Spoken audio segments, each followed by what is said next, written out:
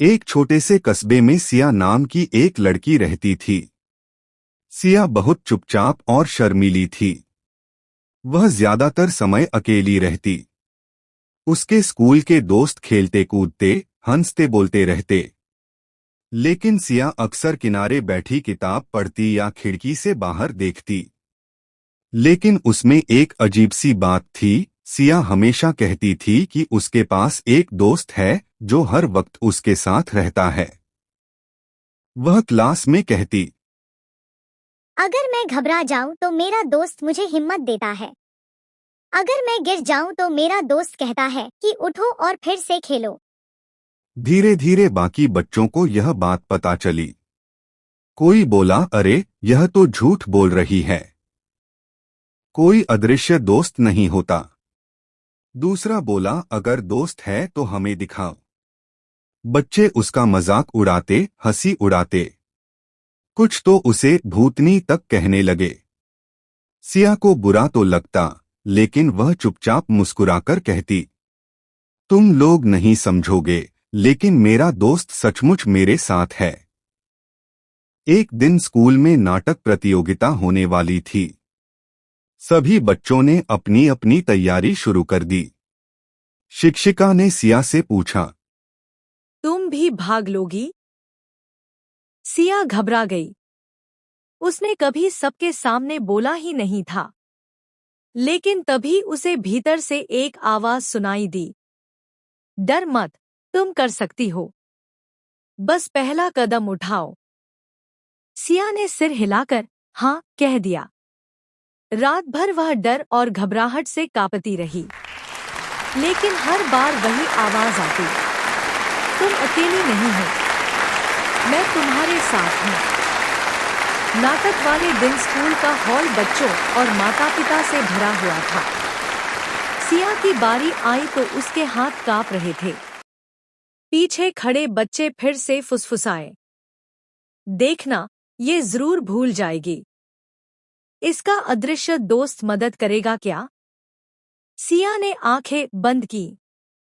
उसी पल अंदर से वही आवाज आई, गहरी सांस लो, तुम्हें सब याद है, तुम कर सकती हो। सिया ने मंच पर कदम रखा।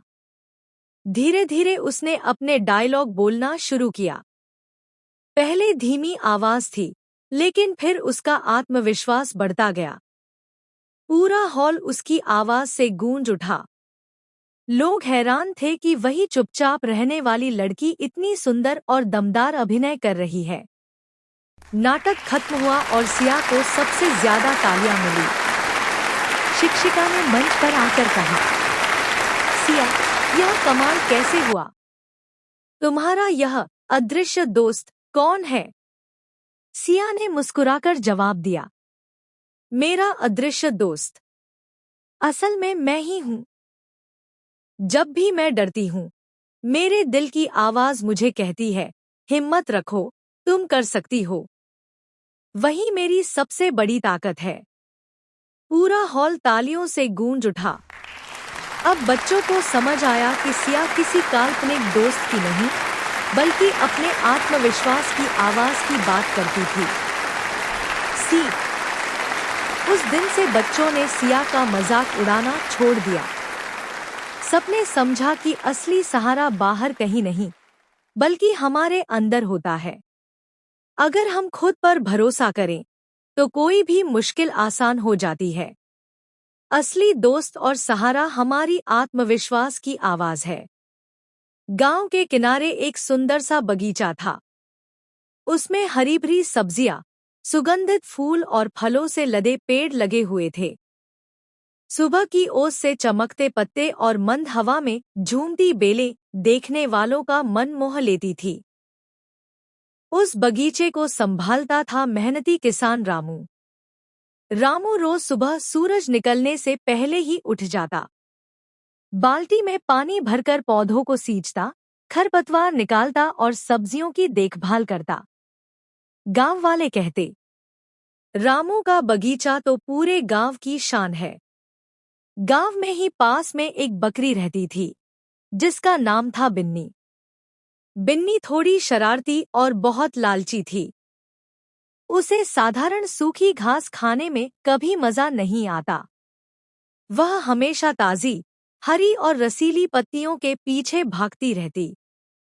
जब भी वह रामू का बगीचा देखती, उसकी आंखें चमक जाती। बिन्नी मन ही मन सोचती, अरे वाह, ये तो जैसे मेरे लिए ही बना है। अगर रोज मैं यहाँ से खा लूँ तो मुझे कभी भूख नहीं लगेगी। एक दिन मौका देखकर बिन्नी धीरे धीरे बाड़ फांदकर बगीचे में घुस गई।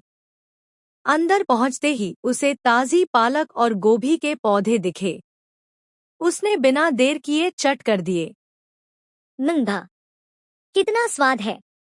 ऐसा खाना तो कभी नहीं मिला, बिन्नी बोली और हंसने लगी। उस दिन के बाद से बिन्नी की आदत बन गई।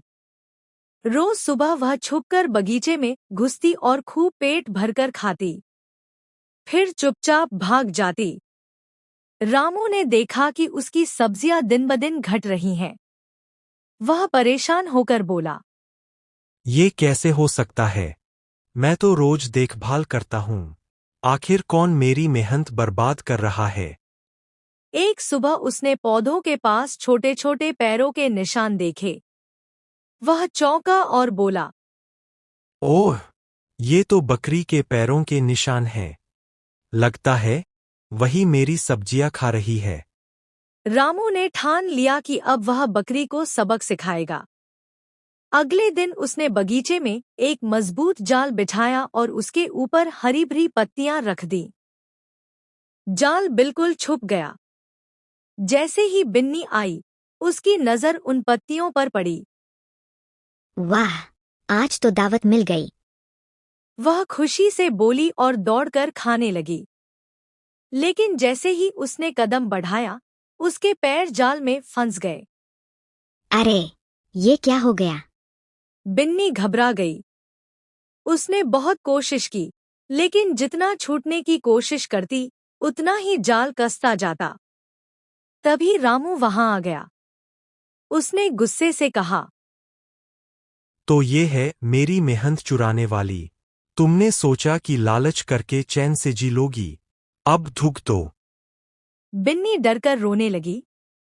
मुझे माफ कर दो रामू भाई। मैं लालच में आकर बार बार तुम्हारे बगीचे में आती रही। काश मैं अपनी घास से संतोष कर लेती तो आज यह दिन न देखना पड़ता। रामू ने थोड़ी देर सोचा और फिर बोला, गलती मानने वाले को माफ कर देना चाहिए। लेकिन याद रखना बिन्नी, लालच हमेशा बर्बादी की ओर ले जाता है। उसने जाल खोलकर बिन्नी को आजाद कर दिया। उस दिन के बाद से बिन्नी ने कभी बगीचे की ओर मुंह नहीं किया। उसने गांव के खुले मैदानों की घास और झाड़ियों को ही अपना भोजन बना लिया। धीरे धीरे उसने समझा कि डर और चोरी से जीने से अच्छा है सादगी और संतोष से जीना। गांव वाले कहते, देखो बिन्नी कितनी बदल गई है।